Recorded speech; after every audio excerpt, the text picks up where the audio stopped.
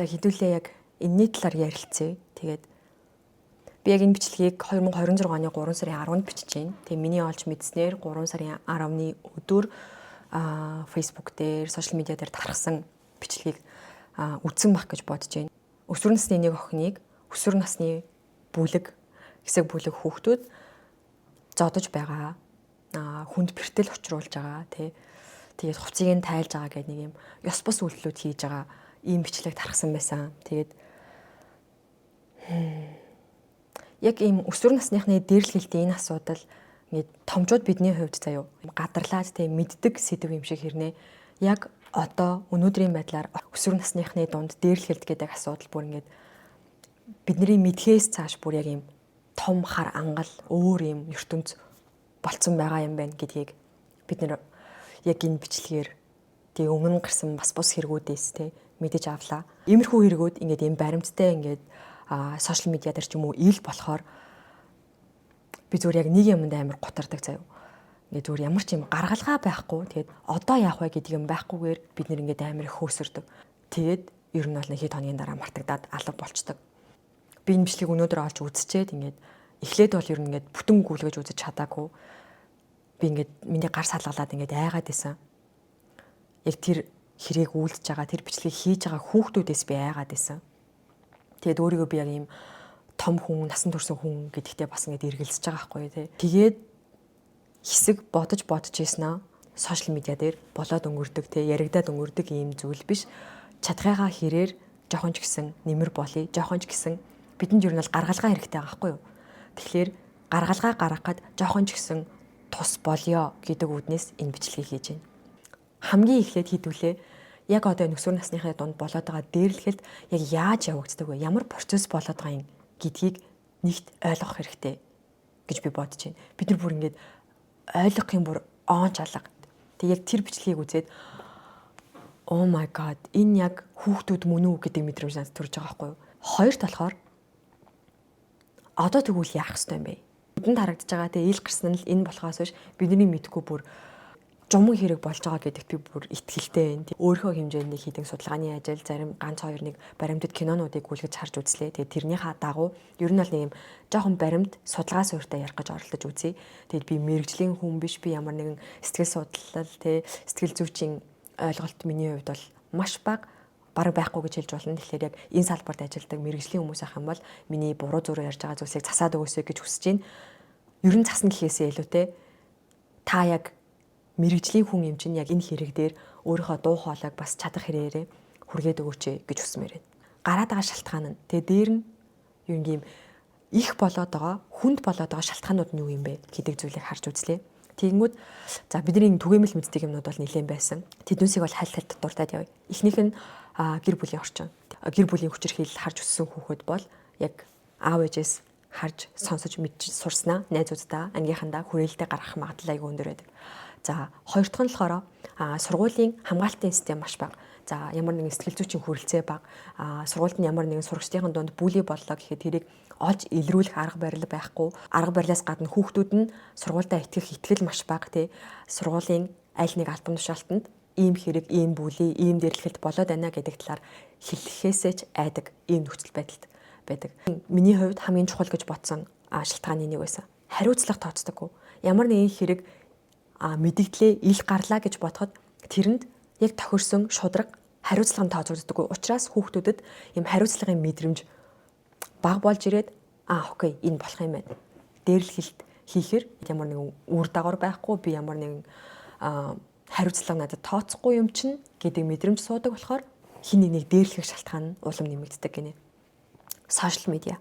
Яг энэ хэсэг надад ингээд жоохон шокинг байсан байхгүй. Яагаад тэгэхээр сошиал медиа дээрлэхэлт хийхэд яаж нөлөөлөд байна гэхээр тэр хэргийг үйлдэж байгаа хүүхэд заяа. Хин нэг зүгээр ингээд дээрлэгчий гэдэг зорилгоор дээрлэж байгаа биш. Зорилго нь ямар нэгэн анхаарал татгууз бичлэг хийгээд тэгээд тэр бичлэгнээсээ хүмүүс үзээд өөрийг нь ямар кул юм бэ гэдэг мэдрэмжтэй. Эсвэл зүгээр нэг анхаарлын төвд орох зорилгоор хин нэг дээрлэж байгаа.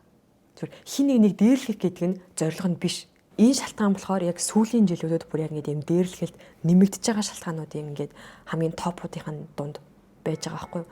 Дараагийнх нь болохоор Яг миний хувьд энэ гол point нь юм байна штэ гэж бодсон шалтгаан байсан. Тэр болохоор бүлгийн дарамт гэж байгаа юм. Peer pressure гэж нэрлэдэг юм байна. Тэгэнгүүт хүүхэд ганцаараа байхдаа хизээч хийхгүй үйлдэлээ бүлэгт орохороо зориг ороод хийдэг гинэ. Ганцаараа байхдаа бол хизээч хийхгүй. Харин бүлэг дунд орохороо илүү зоригтой болоод окей хин нэг дээрлэхий гэдэг сэтэл үүсдэг гинэ. Тэгэнгүүт хідүүлээ ингэж ажиглах юм бол ер нь бол одоо яг өсвөр насныхаа дунд болж байгаа дээрлэхэлд хүнийхэн тоо харьцааг нь харах юм бол дандаа хохирогч тал бол дандаа ганц л хүн байдаг. Ганц л хүүхэд байдаг. Харин дээрлэж байгаа тэр хэргийг үйлдээд байгаа тал бол дандаа олуулаа байдаг. Олуулаа байдаг. Харин эсэргээрээ яг юм ганц хүнийг дээрлэхгүй, ганц хүн олон хүнийг дээрлэхгүй. Тэгэхээр яг энд нэг юм бүлэг дунд ороод би бинийгээ зоригжуулаад эсвэл би биендээ ингээ таалагдах гэж хийгээд байгаа энэ үйлдэл одоо яг дээрлэх шалтгаан болоод байна гинэ. Энэ миний хувьд ингээд ерөөсөө мэддэг ч юм шиг хэрнээ ерөөсөө нэг юм анзаарч байгаагүй нэг юм шалтгаан байсан. Тэгэнгүүт хүүхэд яагаад ганцаараа биш бүлгээрээ дээрлэхэлт хийгээд байна гэдэг шалтгаанууд гэж байгаа байхгүй юу? Эхнийхэн болохоор хариуцлага сарндаг гинэ. Би ганцаараа биш шүү дээ. Бүгдээрээ л хамт хийсэн шүү дээ гэдэг мэдрэмж нь одоо нөгөө хариуцлагын мэдрэмжийг нь сулруулад айдсын мэдрэмжийг нь сулруулад нэг юм дээрлэхэлт гэдэг үйлдэлийг хийх гол шалтгааны нэг болдог гэнэ. Дараагийн шалтгаан нь болохоор бүлгийн сэтгэлгээ буюу mob mentality гэж нэрлэдэг гинэ. Хүүхэд бүлгээрээ ямар нэгэн хэрэг хийх гээд эсвэл хин нэг дээрлэх гээд нэг юм бүлгээрээ болчлоо штэ. Тийм нөхцөл байдалд орохороо бие дааж шийдвэр гаргах бодох чадвар нь багасдаг. Эсвэргээрээ нөгөө бүлэгт байгаа бусад хүмүүсийг зүгээр даган дурах хэв шинжтэй болчдөг гинэ. Дараагийнх нь болохоор энэ жоохон хүнд байсан. Надад яг энэ хэсгийг үргэлжлүүлж уншихад ер нь бол жоохон хүнд байсан. Хүүхэд ингэж ганцаараа биш бүлгэрээ хин нэг дээрлэх одоо тийм үйлдэл хийлээ гэхэд бусдыг хүн гэж мэдрэх мэдрэмж нь багасдаг гинэ. Dehumanization. Тэгэнгүүт хүнийг ингэж хүн гэж харахаа болоод зүгээр нэг юм тоглоом гэж хардаг. Ийм сэтгэл зүйн ситуацид өөрсдийгөө оруулцдаг гинэ. Яг хүнийг хүн гэж харахгүй байх гэдэг чинь ямар амар ийм сэтгэл зүйн нөхцөл байдал вэ те. За дараагийнх нь болохоор Auren's effect буюу үзүүлбэрийн эффект гинэ. За бүлгэрээ хин нэг дээрлэхжээлаа гэхэд яг тэр нөө дээрлэхэд байгаа зодоод байгаа үйлдэлийг хийж байгаа хин нэгэн бусад бүлгийнх нь өөрийг нь харж хахад за магадгүй бичлэг хийгээд те эсвэл ингээд нэг юм үгээрээ гоё он кул байна гэдэг юмнууд хийлээд өөгшүүллээ гэхэд энэ хэрэг үлдэж байгаа хүн нөгөө нэг гаргаж байгаа үйлдэлээ өөрөө ухамсаргүйгээр хит давуулан хийдэг. Зүгээр нэг юм дог харагдах гэж, гоё харагдах гэж ухамсаргүйгээр зүгээр Auren's-та те өөрийнхөө хүрээлтэд бүлэгтээ зориулж тэр үйлдэлийг дээрлэх үйлдэлийг хийдэг. Бидний мэддэг юм шиг хэрнээ бас гүн рүү норж өрөөсөө энэ гол юм байна штэ гэж бодож байгаагүй, харж байгаагүй нэг поинтыг өсвөр насныхны дээрлэхэлт боллоо гэдэг мэдээч байт юм уу те. За саний жишээгээр бид нар нэг юм бичлэг болж харлаа гэхэд нэг хүн гэж төлөөлүүлж хардаг гинэ.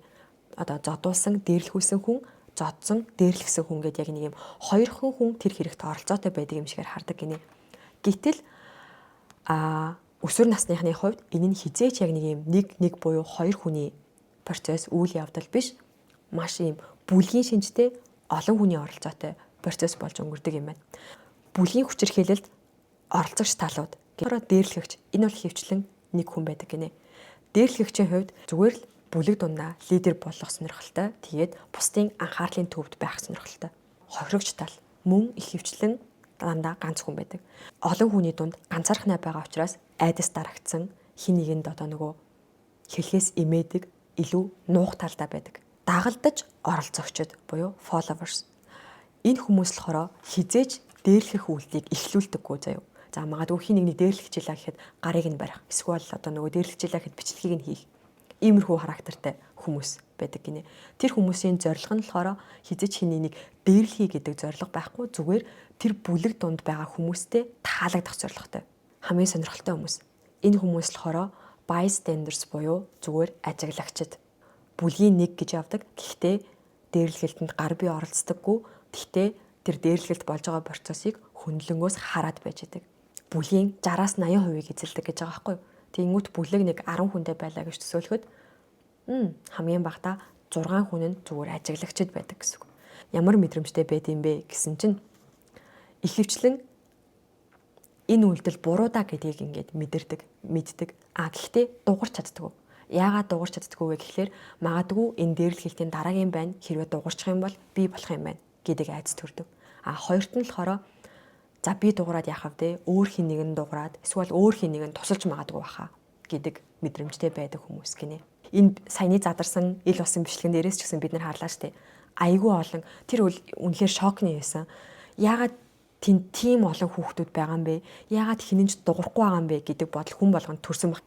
Ийм юм оролцогч талууд байдаг, ийм хүмүүс ийм мэдрэмжтэй, ийм одоо хандлагатай байдаг гэд нэг ийм судалгааны ажил харчингууд надад яг нэг юм ойлгогдож эхэлж байгаа байхгүй юу? Энэ судалгааны ажил дээр нэг ийм одоо дүгнэлт гаргацсан байсан.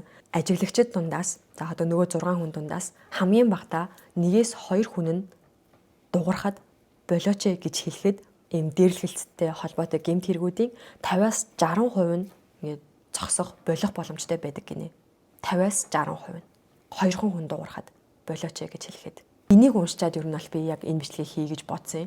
Тэгэд намайг үздэг баггүй тийнейжер өсвөр насны дүүнер маань байгаа байх гэж би бодож байна. Тэгэхээр хэрвээ чи яг одоо өөрийн мэдлгүйгээр, өөрийн ухамсаргүйгээр ямар нэгэн юм бүлэгт орчихсон. Тэгээд буруу гэдгийг чи мэдээд байгаа. Гэхдээ өөрөө дуурчих юм бол буруутан болчих юм шиг сэргээрээ бүлгийнхэн чинь чамд дургу болоод дээрлэхэд байгаа хүнийхэн дараагийн хүн нь өөрөө болчих юм шиг ийм айц дунд байгаа бол please зоригтой байгаад дуурах юм бол чи хин нэг аварч чадчихээн. Дараа нь энэ хэрэг гарахаас урьдчилан сэргийлж чадчихээн. Бүр ингэж биендээ баймгүй зоригтой үйлдэл маш том бүр юм нөлөөтэй үйлдэл хийж чадах хүн бол чи шүү гэдгийг дахин хэлэх гэсэн. Одоо чинь саяны энэ хэрэг яг нэг юм шүүлүүлсэн хэрэг болчихж байгаа байхгүй юу те. Ийм хуурамч Facebook аккаунт нээсэн байсан. Тэгээ тэрэн дээр бичлэгийн цацаад ийм болсон гэдэг мэдээлэл гаргацсан байсан. Би тэрийг яг ийм ажиглагч тухайн бүлэгт байсан bystander хүүхэд гэж харж байгаа.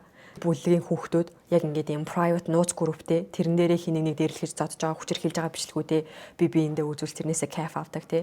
За ингээд задлаа гэхэд өөр ижлэгэн бусад ийм бүлгүүдтэй үзүүлж кайф авдаг. Одоо нэг ийм бүлэг байгаа байхгүй юу. Тэгэнгүүт тэр private chat-ын дунд болж байгаа харилцан ярианууд тий, voice record-ууд тэр private chat-анд нууц чатанд л болоод байгаа зүйлсийг ил болгоцсон байж тээ. Тэгэхээр энийг хийсэн шүүлүүлсэн хүн бол яалтчгүй тэр бүлэг дунд байсан bystander буюу ажиглагч хүүхэд. Айгүй олон ийм дээрлэхэлт бүлэний хэрэгүүд ил боллоо гэж бодъё. Одоо тэгвэл яах вэ гэдэг асуудал яригдсан тийм үү? Олны дунд ингээд ил болчиход байгаа ийм хэрэг дээр шүүх, шудраг ажиллаад энийг яг ийм тохирсон хариуцлагыг нь тооцож өгөөч. Тэгээд ийм зөв жишг тогтоож өгөөч. Тихгүй бол хэрвээ тэгж чадахгүй бол энэ зүрх насныханд окей болдог юм байна тий. Бүр ийм амар хэрэг гарчаад хахад энэнд одоо ямар ч юм хариуцлага тооцоогүй юм чинь энэ болдсон биш дээ гэдэг сэтэл болж өгнө. Нөгөө талд болохоор яг нэг дээрлэхүүлсэн. За эсвэл яг нэг саяны хэлдгээр яг ингээд нэг юм окей нэрээ тийм байна гэдэг юм зориг ороод шүүлүүлж байгаа bystander ажиглагч хүүхдүүдэд дахиж ингэж шүүлүүлэх зориг байхгүй болно. Энэ бол тэгээ бас л нэг юм хэргийг хэрэгээр дарж байгаа л асуудал баг гэдэг яриануд явагдаадсан. Тэг би тэрийг бол ер нь үнэндээ bullshit гэж бодож байна заяа. Окей, хэрэгээр дарж байсан ч байла энэ ингээд нэг юм өөр хэргийг л дарж байгаа байлгүй дээ гэд өнгөрөх асуудал биш байгаа байхгүй юу?